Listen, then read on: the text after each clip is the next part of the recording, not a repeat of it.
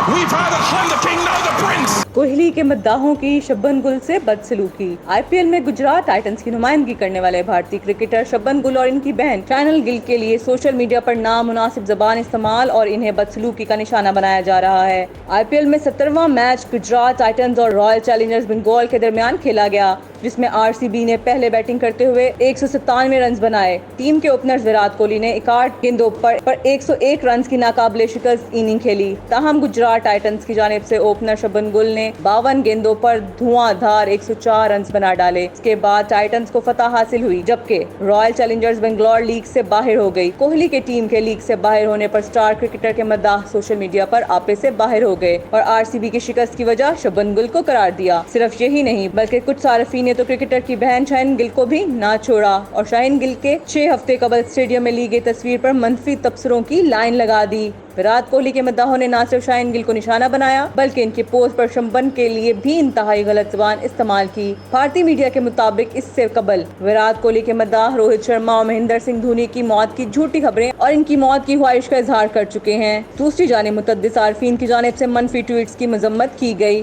मुद्दाहों की जानिब से कहा गया कि इसी वजह से वो आरसीबी को सपोर्ट नहीं करते, क्योंकि विराट कोहली के मद्दाहों को अपनी हदूद का नहीं पता, वो हद से तजावज़ कर जाते हैं।